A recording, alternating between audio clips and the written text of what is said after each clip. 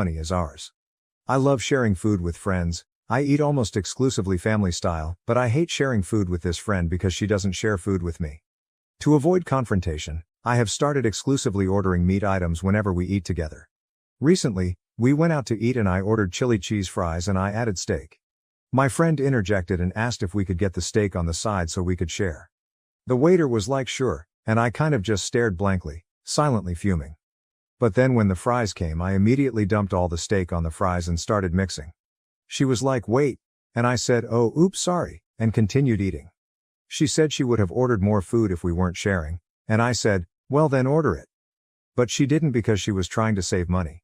She ate her sad salad and kind of passive-aggressively said, man I wish I had some fries with this too.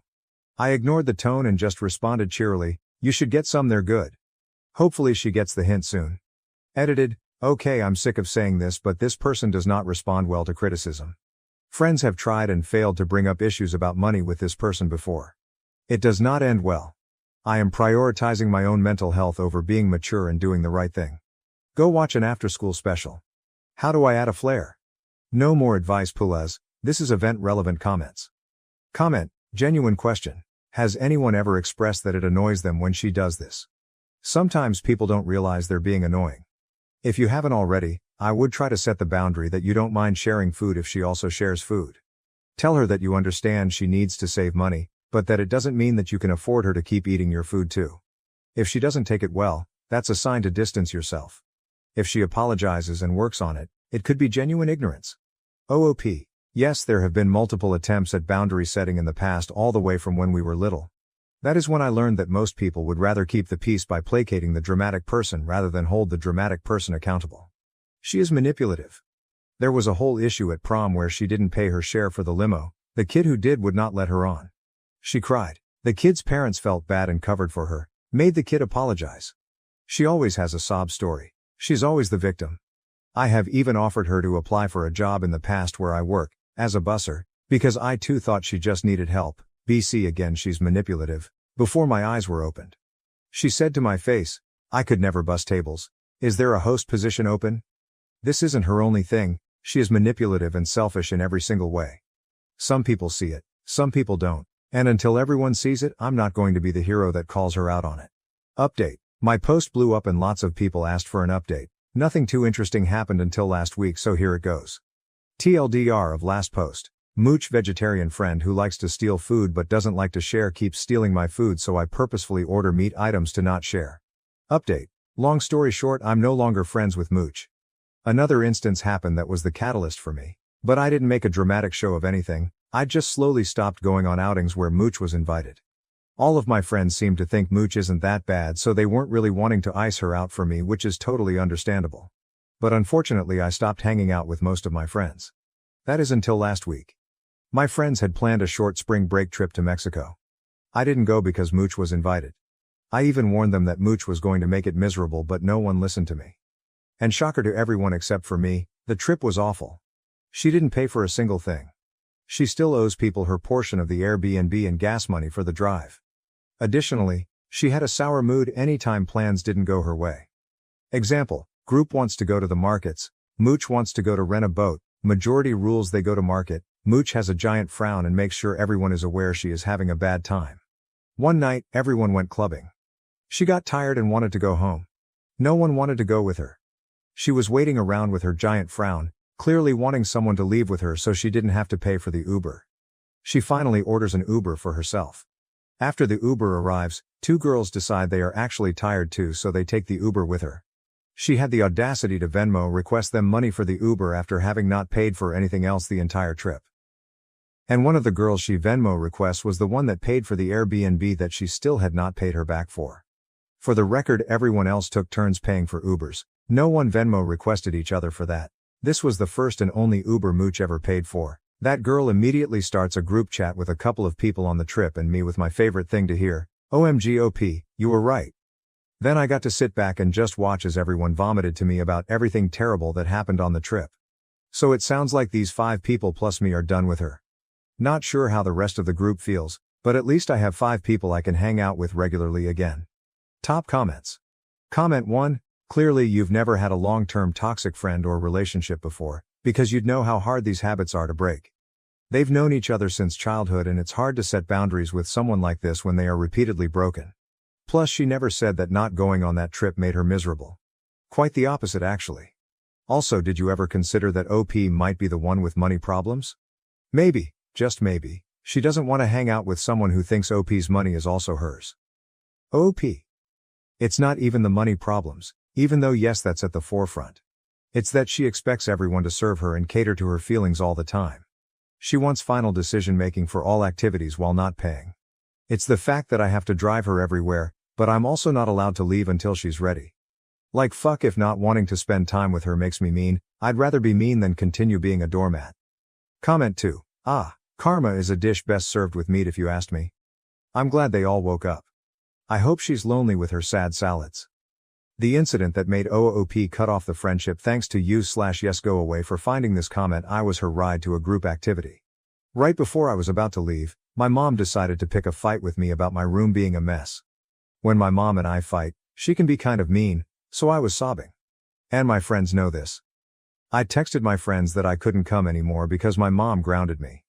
Mooch said, "But you were my ride." And I asked the group if someone else can pick her up. Everyone else lives kind of far and no one wants to go out of their way to pick Mooch up. She calls me and asks that if I can't come hang out, can I at least come pick her up, drop her off at the hangout location and then pick her up again at the end of the night. She even said, "I feel like your mom would understand you made the commitment to drive me." I just said no, and to her credit she accepted it and then ended with, "Well that sucks, I hope you feel better." BC she can tell I've been crying. That was just the final straw for me. After 12 years together, my fiancé's ex-fling sends a bizarre package, stirring up old wounds, passive-aggressive friends and fresh drama. Original post, first post ever, woo, mandatory apologies for my English. Details and places muddled, just in case. Well, the title says it all. My fiancé, Oliver, and I have been together for 12 years, stuck together through thick and thin. LDR, the usual problems of a couple starting off very young, etc. In the last few years, he has been struggling a lot with depression, anxiety, but he is slowly getting better. At some point in our LDR we were living in 2 separate countries, and during his stay he became very good friends with 2 other people, Ben and Sarah.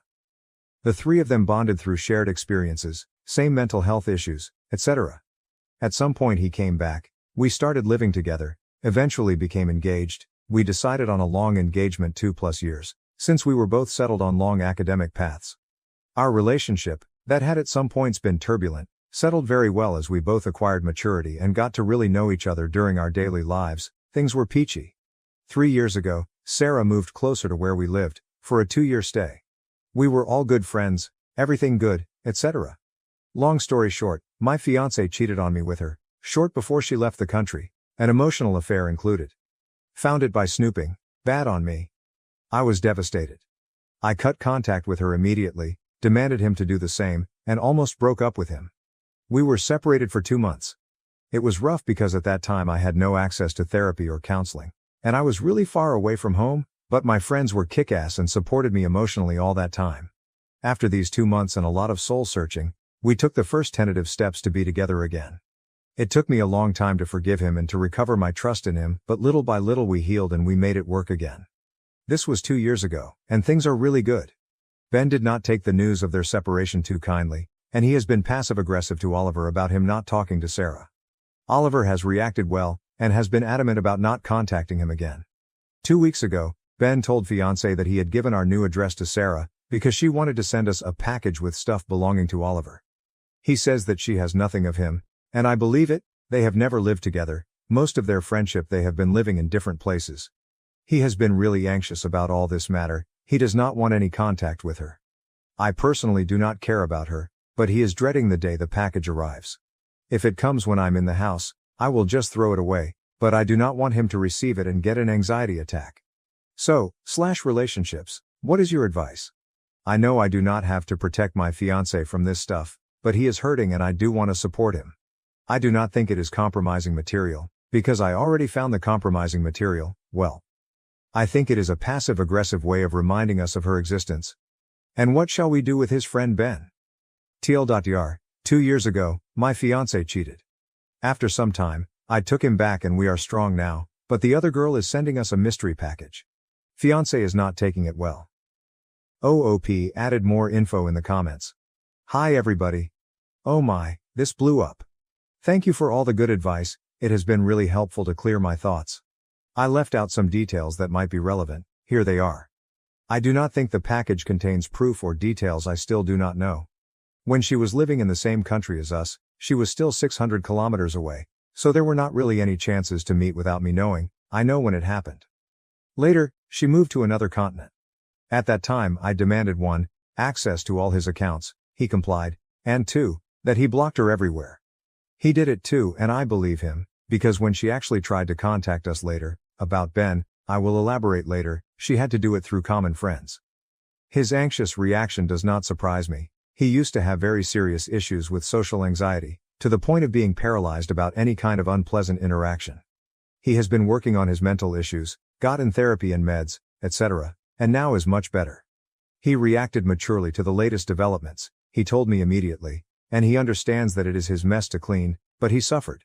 Today I picked up a huge package, taller than a person, from a neighbor, and when he went through the door and when he saw it he really tensed up. Okay, that was kind of funny in a fucked up way. This might be pretty relevant too, but I kind of understated Ben's reaction. He did not take well at all, his 2 best friends not talking anymore.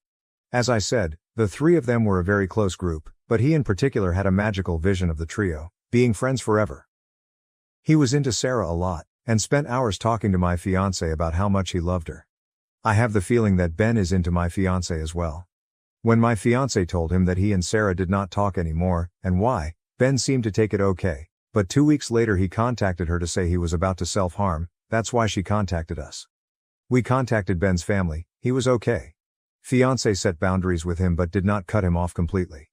I am starting to think that Ben's reason to give her our address is his particular way of punishing my fiancé for leaving the magical trio. My personal feelings, all this drama has been annoying AF. The general advice of /relationships seems to be to cut off Ben, and I think it is spot on. I will tell Oliver that I think it is the best idea, he is on the fence about it.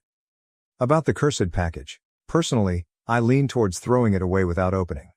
I do not want to have anything to do with that dweeb. However, you are right, it is not my decision to make. If when it comes, I will offer him the choice either to throw it away or to go through the contents together and probably toss them away afterwards. Thank you. Update. So, I know this is ancient history, but we got an update, and I have several private messages asking me for an update if something happened. So yes, we got the package, last week. And it did not disappoint. Editor's note, OOP recapped the first post, I edited it out. After reading the advice here, I sat down with him, we decided we did not want the fucking thing, so he wrote a message to Ben saying tell Sarah we do not want anything from her. And then he blocked him. This all happened last year. Meanwhile, life went on. He changed jobs, he is still in academy, and now he is way more happy and relaxed. My job is well paid and interesting, and I can keep some other projects on the side. We got married this summer, and our wedding was perfect for us. Lively, bombastic, lots of food and alcohol, and our friends and family together. It was expensive but we did not give a damn. This month, my husband is on a conference trip in another continent, so I am home alone. When I arrived home in the evening, there was a package addressed to him in the mailbox, with a stamp from a place where I know she lived, and a sender we don't know. I thought for a moment, oh my, this may be her, but then I thought that it would be pretty crazy of her to send it now. That night, I was Skyping with my husband, and made a comment about the parcel. I mentioned the name of the sender, and he did not know the name. So I proposed that I open it with him on camera. And well, turns out I was right on the money. It contained several postcards, wishing him happy birthdays and Merry Christmases, all unsigned. Also little notes such as dance in the rain, look at the clouds, walk barefoot, that kind of platitudes. And it had a book, a young adult romance book. I remember saying aloud, oh for fuck's sake, when I saw it. Meanwhile, my husband had a face like he had seen a cockroach in his sandwich. The title of the novel is Stargirl. It is about a girl who arrives at a high school and she is very quirky and magical and she dances in the rain and plays the ukulele and she is very misunderstood by the normies. The narrator dates her, but realizes that he cannot be with her because deep down is afraid of not fitting in, so he dumps her and then regrets it forever. It is not a super bad book. I like the prose, but, despite the intentions of the author, the heroine is too much of a special snowflake, and her behavior often delves into creepy territory. The book itself had a sad face in the dedication page and a small note saying read the sequel. You will understand. It was crammed with notes in small script, and sometimes the letters had been traced several times over. All of the notes were very idealized descriptions of the heroine, about how magical and beautiful she was, about the things she did, etc. Some of the notes were also about the main character agonizing about staying with her or leaving her to fit in, or descriptions about how they made out. Yuck. There were also drawings of the heroine, who looked like an idealized version of Sarah. I am not gonna lie, I laughed my ass off at this fucking manic pixie dream wannabe. My husband was less amused and more creeped out. He said that she was psycho and that he did not want that shit at home. I kinda forgot about the book for the following days, because last week was my week from hell and I had to work 70 hours. I normally work 30. Because apart from my job, I took a 2-week project working in-house for a company, and I organized an art exhibition on the weekend. Also, I got pretty bad health news from a close friend, think incurable and degenerative. So the topic of Sarah was out of my mind. Yesterday I finally had time to think about it and I got angry at that asshole. They have not met in 3 years. Who the fuck does this dweeb think she is, etc. etc. I considered unblocking her briefly to tell her to stay the fuck away from us, but discarded the idea. Then I considered finding out her address and sending her a copy of Holes, by Louis Sachar, and 20 minimalist pepes printed between the pages, with a note, this is a riddle. If you solve it, I will leave my wife for you, love fiancé. Then I realized I would rather ignore her, so I threw the notes in the recycling bin and I put the book in a free box so somebody could take it home. That is all. No threats, no pictures, no positive pregnancy tests. It was anticlimactic, but honestly it was a welcome distraction in a heavy week. I don't like that she has our current address, but I do not think she will be sending more stuff. If she does, we will tell her to piss up a rope. The funny thing is that I don't hate her. She is an asshole, but this is just too sad to hate. To mock okay, but not to hate. TLDR, got the package more than a year after, when fiancé was not at home. I opened it with him on camera. It was pretty weird shit but ultimately harmless. Ignored and moved on. Thank you guys for the advice you gave in the previous post. Relevant comments. Comment. God, I read Stargirl when I was like 14. I associated with her for all of a week before realizing that she was definitely a try-hard manic pixie dream girl whose sole purpose in life was being more unique than anybody. OOP. I know, right? The cringe is real. I told my friends and they all died laughing. They decided to name the whole affair the unboxing. I don't think they will ever forgive me for not recording myself while opening the parcel. What makes me wonder is that it's been so long. Already. Like, almost 3 years. Come on girl, get over it. Get a life. Move to Philly. Buy a loft. Start a noise band. Get 6 or 7 roommates. Eat hummus with them. Book some gigs. Paint. Smoke cloves. Listen to Animal Collective. Start some type of salsa company. Stay the hell away from married people who do not want anything to do with you, Mackay. My brother asked for help after being cheated on again, but I refused because he abandoned me before. About 9 years ago, my brother's wife left him for another man. She was cheating on him all that time. My brother was devastated. They had married very young. I was always against it. I had my brother in my apartment for months. He had fallen into a severe depression and I was the one who paid for his psychologist since he didn't have money and even lost his job because he didn't even want to move from the couch or bath. I even gave him a bath. I wasn't bothered by that. I did everything for my brother. She just left and blocked him from everywhere. She simply confessed to him that she'd been cheating on him for a year and that she was in love with that man. 4 years after that, when my brother was finally starting to feel better, she reappeared in everyone's life. The typical thing happened. She and her lover were no longer together, she had begun to receive psychological help and changed completely. She felt regretful, she was really sorry, etc. I told my brother all the time to cut off contact with her for the sake of his mental health. He didn't. I always had a bad feeling and I could smell the shit from afar. He started to justify her past actions all the time by saying that she changed. They were too young, she was having problems, etc. and he got angry when I told him that she is still a bitch.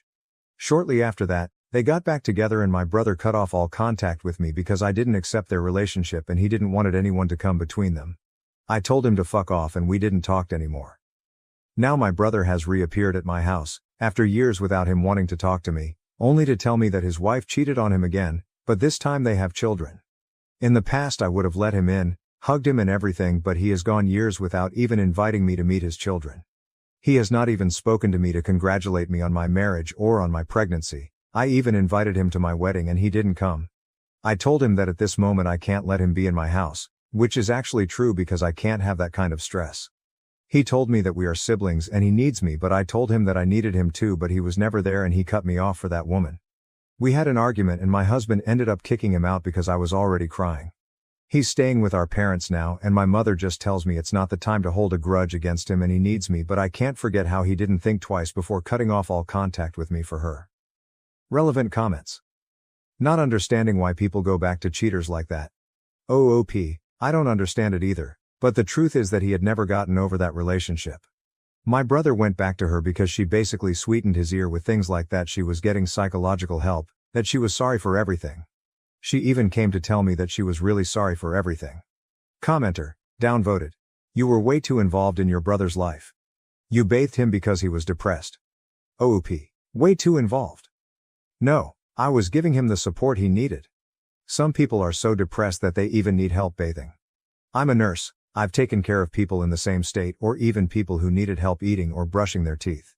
There is no consensus bot on AITA, but most comments were NTA update post, August 24, 2024, 1 week later. I have spoken to my mother because she kept trying to persuade me to talk to my brother. She came to see me since I cannot move too much.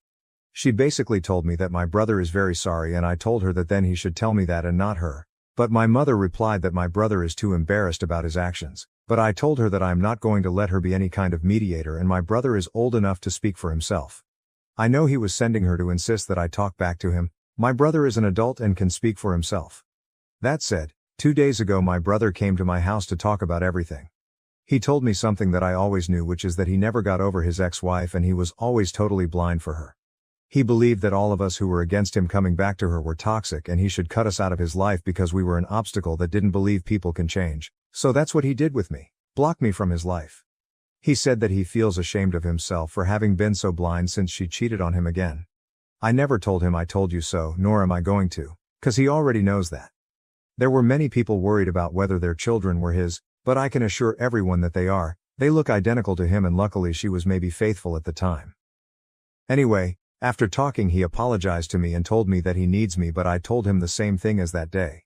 I needed him too and he was never there. I forgive him for everything, but that doesn't mean that I want to go back to everything being like before, because I don't want to put myself in that situation again. He didn't even tell me what he's going to do with his wife and I don't want the situation to repeat. I never did anything expecting something in return, but it did hurt me a lot that he turned his back on me without thinking twice and only came back when things got bad for him. I had invited him to my wedding. Maybe foolishly believing that he would come, but he didn't even do that. I even kept a seat for him thinking he was maybe coming late. And I feel really dumb for doing that. I told him I'm sorry, but I want things to continue as before since I got used to not having him in my life and I don't trust that he won't use me as a nurse and therapist anymore. At first he didn't understand it and said that we are siblings and we should be united, but when I told him that he forgot that for years, he shut up. So that's it. I simply told him that I prefer to continue without contact with him as before, and I have made it clear to my mother that I want to spend these months peacefully. Maybe some will call me cruel and say I should think about my family, but I'm not going to let him treat me like she treated him. Relevant comment. To a heavily downvoted commenter in a back and forth exchange with a lot of assumptions on the commenter's part, only included because I liked OOP's response. OOP, I'm going to tell you just one thing because I'm not interested in reading your comment. Adult people talk about things face to face and don't hide behind their mother. Our strong 5-year relationship collapsed in a single night, leaving me completely heartbroken by the harsh truth. My partner, 25M, is my 26F rock and I'm his. Literally he tells me that all the time, including yesterday. We've been together for 5 years and have a truly wonderful relationship. Always talking, laughing, comfortable with one another. Able to communicate healthily even when we disagree. After surviving abuse as a child and struggling with unhealthy romantic relationships in the past, the fact that we love each other in a respectful, secure and profoundly healthy way is truly my biggest blessing, and I wake up every day so happy and grateful for him. He is an incredible man with so much drive, intelligence, kindness and gifts to give the world. About 1.5 years ago it came up for the first time that we saw ourselves getting married one day. It was such a beautiful moment and it rocked my world to have been vulnerable, said those words, and had him say them too. Since then it's been something incredibly happy that I get to hold in my heart and look forward to. The subject has come up sporadically since then, but I haven't wanted to push it too far since we are young and it is very much an eventually thing. Both of our parents are divorced and he comes from money.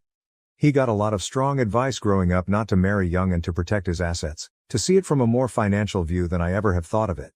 Nevertheless, the thought makes me happy and we often daydream about the future we'll build together. The little house in New Hampshire we hope to buy and the dogs and chickens we'll have.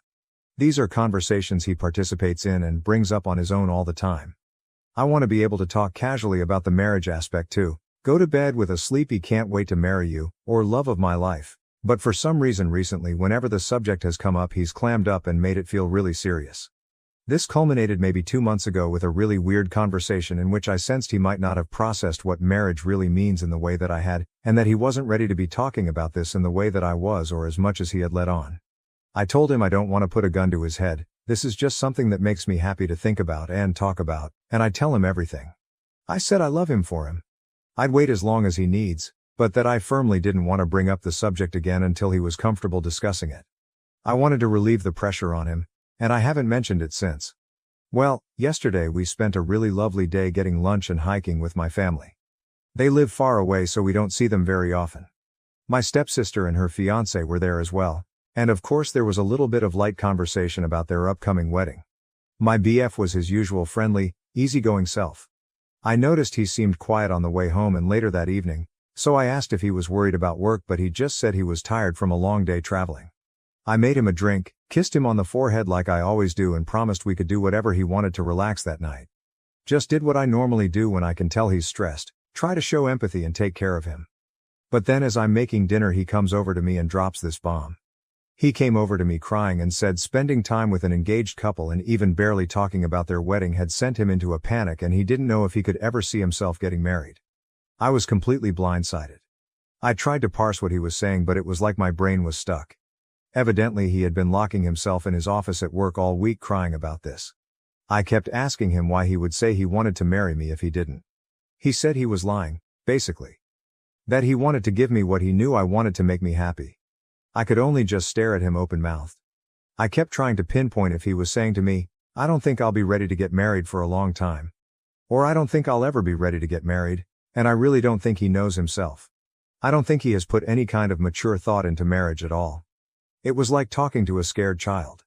He kept saying stuff about not knowing where his career will lead or if he'll have money. He has a great job, an outstanding network, and is definitely not poor. Neither of us are. And I was just like, we're a partnership. You wanted to be with me yesterday. You want to be with me today. Do you want to be with me tomorrow? Yes, he said. I said, well, that's all that matters. We have a life we love and we'll take on the future together when it comes. I'm devastated. He left for his mother's house and I don't know when he'll be home. I cannot take another sleeping pill or my heart will stop, but I can't sleep a wink. I literally spiked a 100-degree fever and spent all night sweating and freezing. I had no idea it was possible to be in so much pain it makes you physically sick. This person is the bedrock of my life. We have always had rock-solid confidence that we can trust each other, be vulnerable around each other and be our full authentic selves without inhibition or fear of judgment. We share everything together and we are best friends. He even said that over and over as he sobbed and told me he loved me and that he didn't want to get married. Hours ago I had the most beautiful and solid relationship in the world. Now I don't know if we're going to break up. I'm reeling. I feel like I've been stabbed in the back by my safe space. The earth fell out from under me and I don't even know what to think anymore. TLDR, my boyfriend of 5 years held in all his fears about marriage and commitment and they all exploded out at once, and now our amazing and healthy relationship could completely sink out of nowhere. Update. I just want to say thank you to every person who commented. I was in an absolute state while writing my original post, and truly thought 8 people would see it. I read every comment. The kind and empathetic advice I received gave me a little bit of hope and peace as I waited, and that was basically the only reason I was able to eat lunch those first 2 days. I want to thank all of you for that. The long and short of it is, he left me. I called him the next day asking when he would come home. He'd told me he needed a day to think. But he was talking like we were broken up. I asked him to at least tell me we're still together. He wouldn't, so yeah. He just torched it in pretty much an instant. I had been leaning a lot on the kind words I received from folks who reassured me that one fight does not need to derail everything we've built over the last 5 years. I took the perspective that the question of marriage was something that we'd need to discuss seriously and hopefully through therapy to arrive at what both of us want. I had no idea he would just upend the table with no warning, without ever expressing his feelings or giving us the chance to address it with even a single conversation. So many of the comments I received revolved around the question, is not marrying him a deal breaker for you? Would you be okay with simply a long-term relationship? I don't know. I would have to search my soul for that answer. But I didn't even get the chance. He made that choice for me. 5 beautiful years and he just fucking left. Needless to say, there were a million better ways to do this while honoring his fears and feelings while still showing me an ounce of respect as his partner and someone who loves him. This owed a conversation. And even if we still reached the same conclusion, I would understand. But this, it's not what I deserve. I did see him one night and we have been texting. He said all of this awful stuff about how he was just trying to tell me everything I wanted to hear and how I wouldn't like the person he really is underneath all of his people pleasing. He's got a lot of this don't talk about it, just run in his family. Including in his parents' relationships. My partner has always said he doesn't respect this kind of behavior and talked vehemently about how his values are different. Then he just did the same thing. Although when I wrote my original post I wanted nothing more than to continue living our happy day-to-day together, given this entire nightmare, space is the only thing that can do anything for either of us at this point. He has no idea what he's feeling or how to talk about it in a healthy way. My dad had the simplest take and yet said it best. He's immature. He needs to work on himself, and I hope he does. As for me, I'd be an idiot to still want to marry him knowing this is the kind of thing he's capable of. So we've got to break our lease. Apartment hunting while still reeling from this 180 flip of my life has been terrible. We moved to this city together, and pretty much every friend I have I met through him, so I'm really scared it will mean losing a lot of other people I love too. It's going to be expensive and miserable to live on my own, and I'm still grieving my sweet love and the life I thought we were going to have together. I gave 5 years of my life and so much of myself to being one half of that partnership. I never wanted to be on my own again and now I am. I still love him, but I can't wait around while he fixes himself, or pine foolishly hoping one day he'll wake up and be ready for me. I don't want to stand on my own 2 feet, but that's just what I have to do. My question now is, how do I move on? If when we do eventually talk, what can I even say? TLDR, he left and a lot of people were right. I didn't have the relationship I thought I had. My wife got bored with me and secretly called her ex to come and F her. This is how I uncovered everything.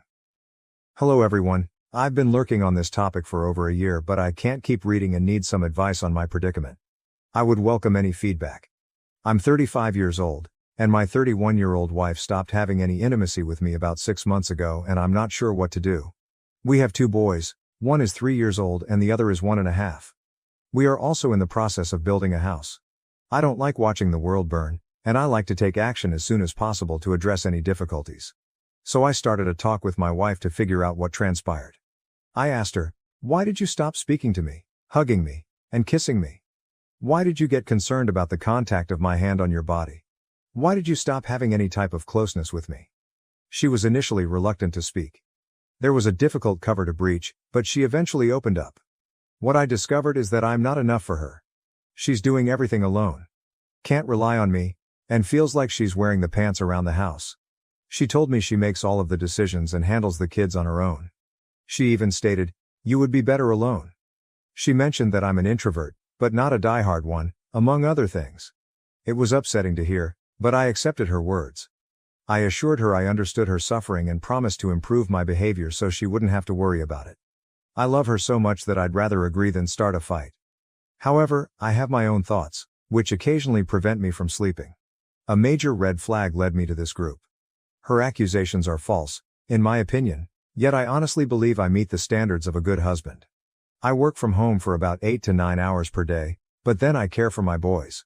I play with them, feed them, take the older one swimming, put them to bed and so on. I can also get up in the middle of the night if necessary.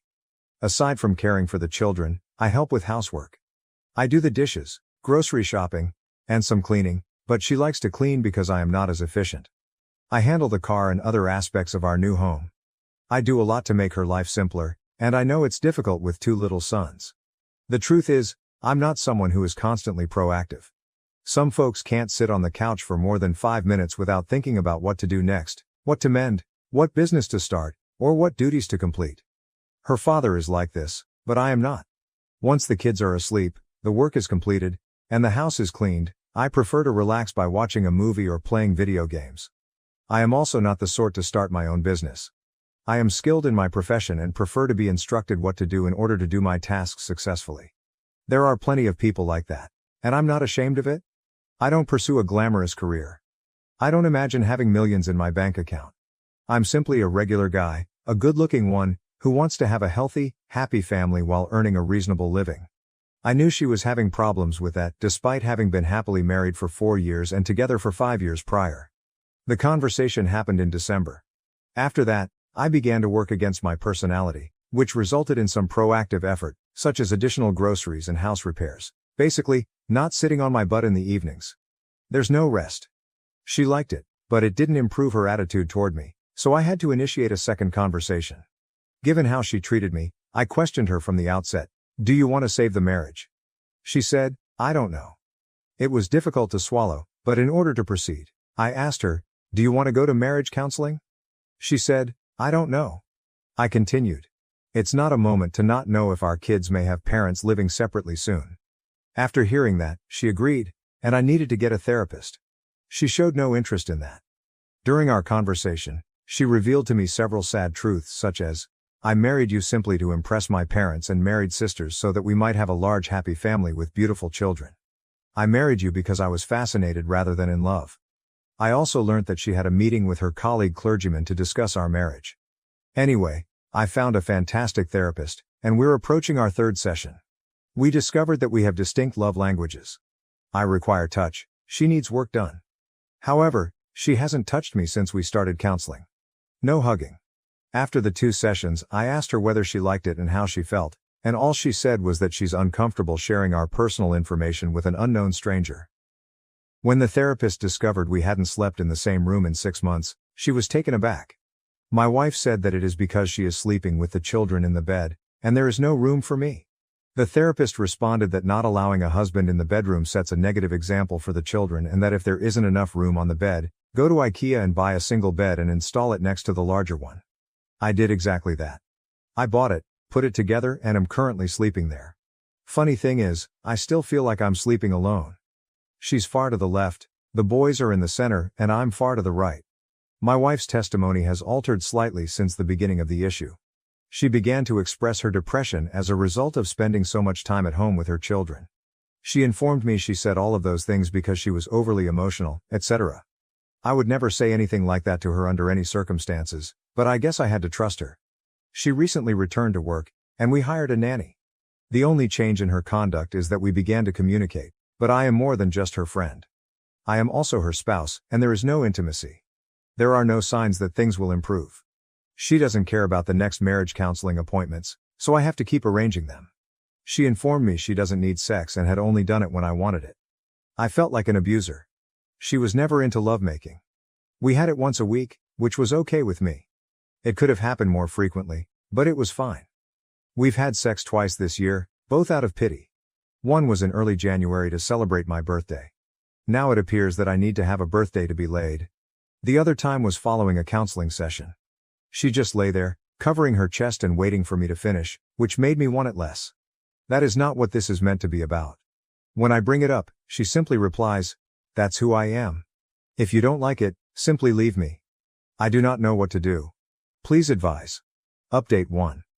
There was one instance where my wife attempted to phone her ex-boyfriend 4 times in a row at 10 p.m. She didn't talk to him, but she attempted to contact him. I know this because we used to have an app that saved our 2 phone numbers and allowed me to see incoming and outgoing calls for both. After that, I went crazy.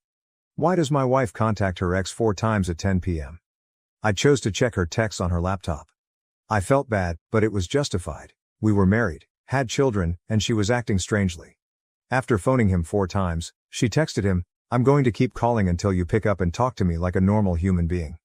When I asked her about it, she lied and said she wouldn't call him. So I showed her the app and her outgoing calls. She had nothing else to do except admit that she attempted to contact him. I inquired why, and she said that she was phoning back, knowing that she had also written to him after the call.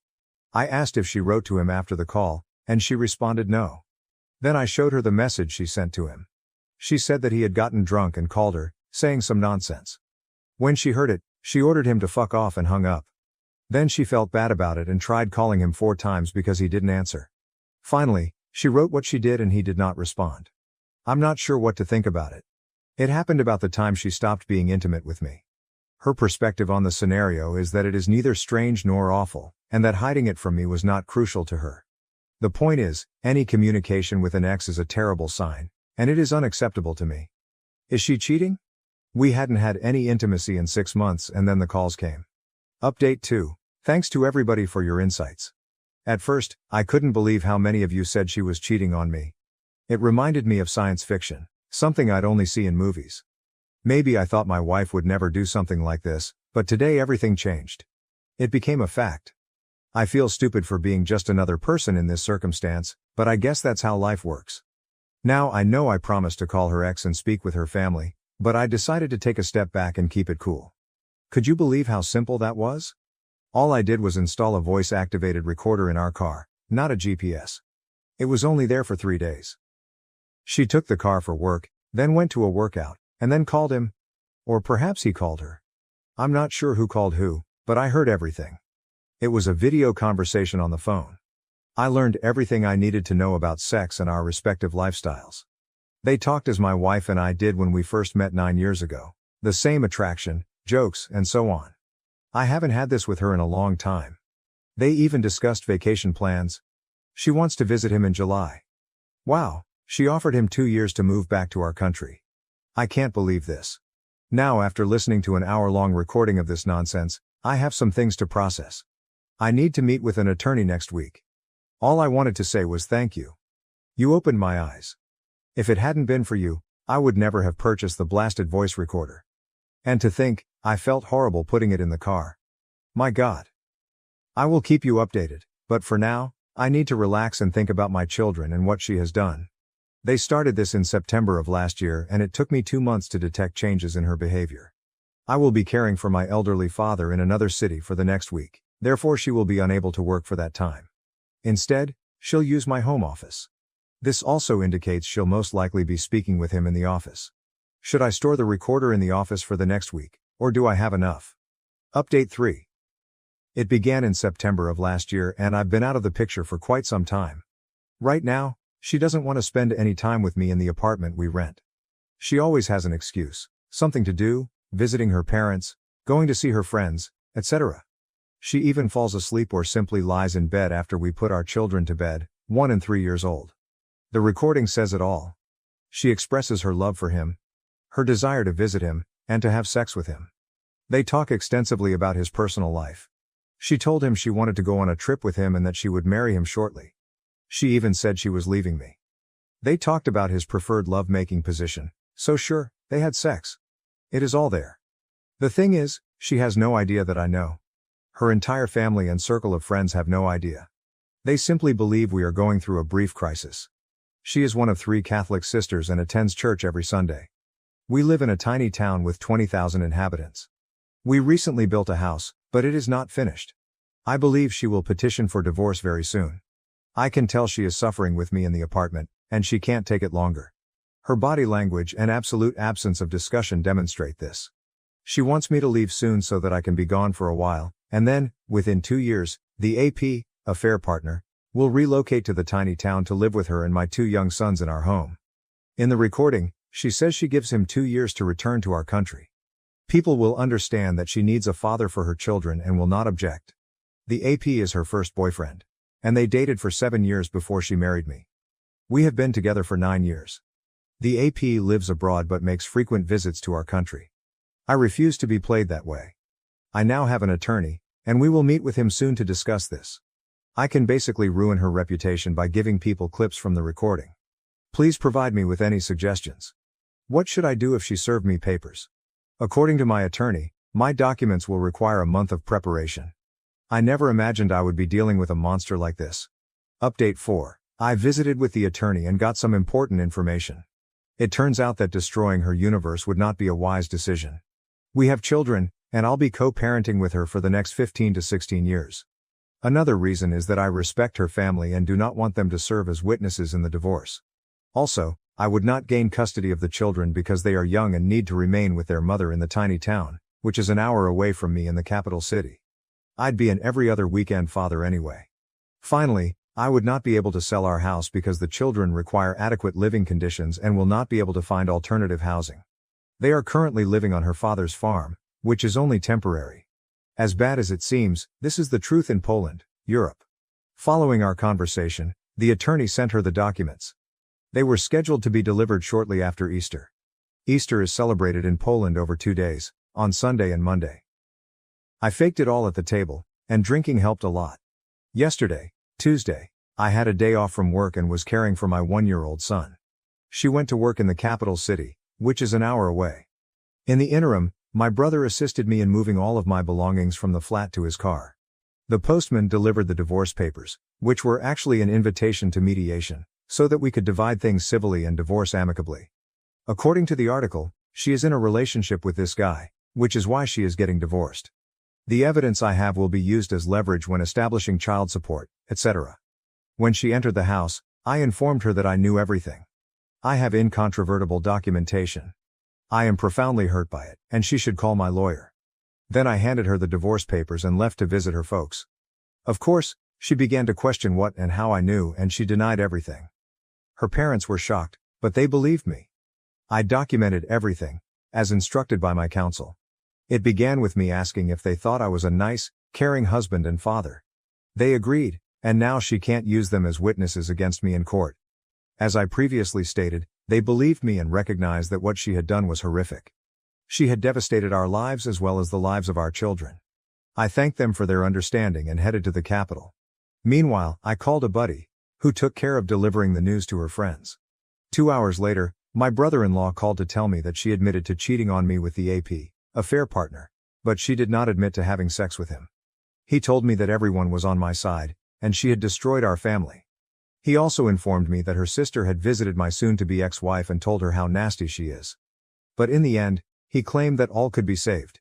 He had cheated on his wife, she had forgiven him, and they were now happy. Then her father called and said that it was entirely her responsibility and that she had no idea what she had done. He informed me that the AP would never enter his home and that he would stop financially supporting my soon-to-be ex-wife. He even contacted the AP, but the individual did not answer. In the end, he expressed his belief that it could be salvaged. Finally, her other sister texted me, saying she fully supports me but feels it can be saved. I dislike that because I am certain it cannot be rescued. I'm concerned they'll cling to the fact that I don't have a love-making tape of them, and my reasoning will be insufficient to convince her to go. I have audio recordings of mom saying stuff like, "Make sure you'll last more than 3 seconds when I see you in Holland," and, "I wonder whether your dad's junk is the same as yours." You know what? I'll approach that woman and ask her how long your brother's crap is, then tell her how long yours is. She also used phrases like, "I love you. I am planning to leave my hubby. Please record yourself and give me the video. Your favorite position is crappy style with a straight back, and I'm showing you what your life with me will be like. I'm giving you 2 years to relocate back here." All of this, combined with her lack of emotion toward me during the last 7 months, is proof enough for me. Furthermore, soon after the incident, she informed me that she would never stop loving him. This is more than adequate proof for me. What are your thoughts? Anyway, as many of you have previously indicated, she is currently crawling back after her family confronted her with everything. She's sending me texts like, "I had no idea what I was doing. I can't picture life without you. I am deeply sorry for anything I have done. I'm waiting with the kids for your return." She also stated that she did not mean to inform me that she has always loved him. I'm not sure, they're making me feel like I rushed into the divorce since I don't have a real love-making tape. They do not know everything. All they know is that I have proof, but she won't acknowledge having sex with him. It's plausible because he's in Holland, but he may have seen her here. Update 5. Many of you informed me that now that the papers had been served, she would begin crawling back to save her face in front of the family and to get me back because she requires a lot of assistance with our 2 young boys. It happened, she began writing to me on Messenger, although not very frequently. All of the messages read the same: "I can't imagine my life without you. I love only you." She also sent images of our children and words stating, "We're waiting for you and love you very, very much." That is it. It has been 5 weeks and she hasn't contacted or visited me. She had numerous possibilities, including driving past my parents' house, where I currently live. Only messenger texts appear infrequently. We also saw each other a few times while switching children, And she never tried to apologize or say anything, just a brief hi and bye. Her family began communicating with me much more regularly. Her father contacted me twice, her mother emailed me a dozen links to Christian pages about forgiveness, and one of her sisters texted me, apologizing and believing my wife has been possessed by an evil spirit. Her other sister explained how my wife had damaged our family and that she did not expect me to return to her. My brother-in-law even stopped over and took me out for a beer. He wasn't attempting to be persuasive, he was simply discussing what had happened and what might happen in the future if I didn't return. Sure, he wanted me to come back, but he wasn't forcing me. Essentially, all of these conversations were the same. We can't believe she did what she did. We would like you to return to her, but we understand if you do not. However, the day came when I had made up my mind. My lawyer informed her lawyer that I had decided that I would not be able to forgive her in time and requested a divorce. My lawyer provided my terms, and we're currently waiting for her counsel to respond. While I waited for their response, her sister began criticizing me and telling me that I was going to wreck the marriage. She claimed unequivocally that it was my wife who started all of this by being selfish, but she is now very regretful, crying, and wishing she could turn back time. Now it is my turn to be selfish, and I intend to end the marriage by divorcing her. According to her, it's all on me now because I can rescind the divorce and return it for the children. She suggested I didn't even need to return to my wife, just raise my 2 sons. She told me how angry I am and how it will only become worse with time. She told me to just suck it up and keep living with my wife, framing this divorce as my revenge on her but stressing that it is also retribution on our children. I can't understand it. Others had warned me that this would happen, that the circumstances would shift and her family would turn against me, but it still shocked me. For a moment today I felt horrible, as if it was all my fault, that my wife treated me like garbage for more than half a year, that she chose to abandon me physically and emotionally, and that she wanted to leave. So yes, they had a strong influence on me. It's incredibly difficult, but I won't change my mind. The divorce will occur.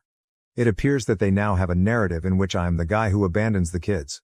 I've been thinking about how to end this dispute by giving my terms for reconciliation, terms she's unlikely to accept. I don't love her, but I do it for the kids, whom I adore dearly. No marriage, only a relationship. Separate your finances. She leaves her hometown and moves with her children to the capital city where I live, GPS in the car till she stops driving in her old age, daily phone checks, all after I finish my 7 months of dates with random girls. I would also not be afraid to cheat during the relationship and never tell her. If she finds out, it makes no difference because there is no marriage. I do not care. What are your thoughts? It's only a notion.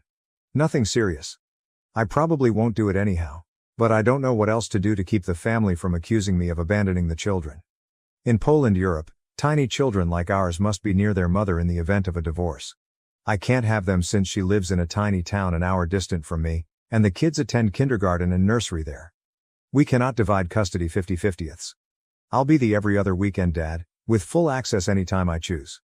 It's sad and unpleasant, but that's how it is. Update 6. It's been 2 months since I confronted her, gave her divorce papers, and relocated to the capital city, an hour away from the little hamlet where we used to live together. I currently live with my parents and sleep on the couch in their living room. The dining table has been converted into a workspace/entertainment area, and my clothes are hung on every chair around. I work from home for 8 hours and then normally help my elderly parents, who are 88 and 71 years old, with household duties. I do their grocery and drive them to doctor's appointments. Apart from that, I go to the gym or the movies to get away from bad thoughts about what happened. I visit my children every weekend. She drops them off, and I take them back. The weekends are fantastic, and I find myself actually happy when I'm with them. I took a paternity test, and the boys are mine, so there is no confusion there. The situation with the divorce terms is currently unknown. It's difficult to predict what will happen because I live with my parents, and as a father of 2 and a mature man, I don't have anywhere else to live. I want a large sum of money from my wife and she is taking over the mortgage for the house. She consented to the mortgage takeover but only offered 1/3 of the amount I requested, citing her contribution to the house's construction. The thing is, I did not cause this circumstance. I'm not guilty, and I need a place to live. 1/3 of the sum I want will not help me buy a flat, so the discussion between our attorneys continues. She's offering me such a low price because she wants to keep the house. However, the last time we spoke, I learnt that she may be forced to sell it. This is what she should have done since the beginning. She'll be unable to pay both the mortgage and me. We'll see how it goes. Other financial issues, such as child support, are also up for debate. She wants too much, and it must be agreed upon. She also argues that I should be the one to pick up the children from the little town and drive them home. By the end of the weekend, there will have been a lot of fuel and time spent. It should be her dropping them off and me driving them home. As you can see, she is responsible for everything, but she is also willing to argue about the conditions of the divorce. Her sister invited me to attend her daughter's communion last Sunday. I went to spend more time with my boys. Every family member is aware that my decision is definite, therefore they did not even attempt to talk to me about it. I basically took care of my boys while everyone else drank and ate at the table following the ceremony. However, at one point my wife questioned whether my decision was completely final. I glanced at her and said as gently as I could, "Yes, it is final, and nothing will change it. I'm here now for my guys, to spend as much time with them as possible." However, she went on to express her genuine shame and regret for what she had done. She informed me she stopped her relationship with the AP by going to an exorcist, telling him everything about the affair, and then leaving it in God's hands. To that, I said that I don't care about her priest, and if there's anyone she should be telling everything to, it's me. At that point, it was just ludicrous, but I said, "Okay, if you're truly sorry, I'm here to give you one last chance to tell me the whole truth. Tell me how often you had sex with him." She said that she didn't. Then I asked her, "Do you remember that party you held with your work pals in November? Why did you rent a flat for the night, Airbnb, instead of staying at one of your friends' apartments?" After hearing it, she went paralyzed and couldn't say anything except, "Why do you need to keep torturing yourself with it?" I stated that if she was truly sorry, she would stop lying 2 months after I left her. This was just one example. I told her having sex over video chat is the same, and I knew she did it with him. She could not remember how many times she had done it with the AP. After that, I asked her, "How do you picture getting back together? You start a conversation with me, then lie the next second. Do you realize I'll be checking your phone every day? What are your thoughts about that?" She responded, "That would not be trust. It would simply be treating me as rubbish." Then our son intervened, and the conversation was nearing its end. I ended with, "Remember, you didn't just cheat on me. You also cheated on our 2 adorable, wonderful boys." It ruined her. She began shrieking that this was the last time I told her something like that in front of our children. It's interesting because her sister has told me that my wife is hurting and crying every day as a result of all of this. It's a true two-faced woman, sobbing in front of her family while lying to me. She even stated that if she wished, she would join the AP and her family. I couldn't do anything about it, as if I should be grateful that she broke up with him and is now in control of not being with him. So come on. I think I'm simply venting at this point and keeping you updated. Thank you all for your support. I'll be strong and end this mess one day. I believe my boys will want psychological assistance if things do not turn out nicely. The older one has been scared lately, but I will always be there for them. Update 7. Our attorneys finally reached a deal, and the divorce will take place shortly. She has taken over the unfinished house and is now solely responsible for the mortgage. The house is for the kids, and I don't want anyone to tell me later that I sold it as part of my revenge on her.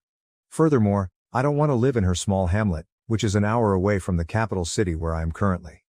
However, I am receiving what I put into it, and that amount is not awful at all.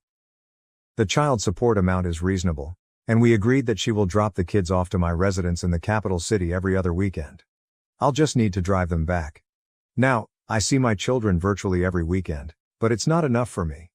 It causes me so much anguish that I can't take it sometimes. I simply cannot allow 1- and 3-year-old boys to grow up without a father because of an unruly mother. I only wish I could have them, but it's not feasible due to Polish laws. I'll have to start driving there in the middle of the week or something to get by. As for her, she keeps texting me that she loves me, wishes she could go back in time, and is suffering as a result of her actions each day. She softened to the point that she told me that she no longer considers checking her phone to be treating her as garbage. She agreed and said I could do it all the time. She also said we may transfer from the tiny village to the main metropolis. She pledged to tell me everything about the affair, every detail, if I would accept her back. She came to see my parents and apologized. Something must have changed, or someone must have informed her of something. She's now eager to do anything and even displaying some guilt. The last time she messaged me, she said, "Thank you for not selling the house and ending the relationship amicably. Accepting the divorce is synonymous with agreeing to your terms. I'll have to agree in court, but let me assure you that it won't be true. I do not want this divorce, and I adore you. I know you don't believe it and I understand, but I want you to know that I hope to have the opportunity to prove my love to you someday. I adore you and am sorry for everything. There are no words to explain how much I regret everything. Things like those sway me and hinder the healing process. I'd be lying if I said her remarks didn't affect me. The idea of my boys growing up in the capital city rather than the tiny town is appealing. I know she struggles with being alone with two tiny boys, but she cheated and wrecked everything. I expected it to grow better with time, but the wound healed quite slowly. I shall remain the course. I'll end this. I'll update one day, maybe when I'm finally happy. What are your thoughts? Do you believe my wife is sincerely sorry? She only agreed to tell me about her infidelity after I stated I might come back, not right away. She didn't offer to let me check her phone immediately. She did not immediately volunteer to go to the metropolis from the tiny village. It took 3 months for her to demonstrate contrition. When she apologizes, she doesn't even contact or visit me. She does it over Messenger. Her entire family has now sided with her. Her mother calls me a narcissist, and her sister claims that I only want to profit from the divorce and leave a lady with 2 young sons. I paid a brief visit to my children yesterday, and she invited me to spend the night. Naturally, I left. I'd appreciate any insight. Update 8. D-Day was April 7th, and here's how I feel after nearly half a year. In such complex scenarios, the same questions must be answered on a daily basis. In my case, the question is if I still love her. Could I go back to her solely for the children? Do I want to return to her little village to complete building the house? Would I be okay with myself in 5 to 10 years knowing what she had done? The answer to all of the inquiries is a resounding negative at this point. That is it. Yes, I adore my children and wish I could spend every day with them, but I cannot. I want to love her, but I can't. Even though she wants me back. I wish I could have that family back, but I cannot. I want to forget everything, but I can't. I even gave her a second chance, which included moving to my city with the kids to begin a new life. She didn't even agree, telling me that she has her family's assistance in the little town and will not sell the house since she wants our children to have something in the future. When I informed her that family isn't the silly building, but a mother, father, and children, she just shut up. This is when I realized there is no longer a us. There is no mutual agreement or middle ground in this. I mentioned that I would not continue living in the tiny town because that is where the affair began. He observed her driving down the street and phoned her. I went on to say that I will not finish building a house 1 mile away from her AP's family home, and that I will not spend another day of my life worrying about meeting him someday. He lives abroad but pays 2 to 3 visits to his family each year. The conversation then ended. I despise the little town. She does not wish to live in the capital, that is it. Here's an example of how she approaches things. We agreed that I would take the money I put into the house and she would keep the building for the children.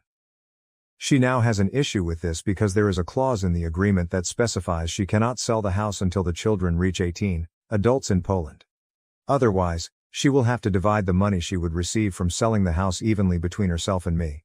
She believes this is unjust because she intends to build the house with her own money, and if it is sold, I would receive half of the proceeds from a far more expensive finished house. When I asked her why she would consider selling it, she explained that she cannot anticipate what her life will be like. I can't trust her at this point, so I'm considering just selling the building. I can't bear the thought of selling the house I bought for my children. Update 9. She sent me a message today asking for a response to her question. I'm asking you online because if I were to do it in person, we'd just shout at each other. You've told me who I am and what I've done, and you don't want to talk about it anymore. After all of this, do you want to forgive me, put the past behind you and start over with your family, or do you already know you don't and will never be able to forgive me, and you'll never return to us? Please think about it and let me know if you want our marriage back. What does this mean?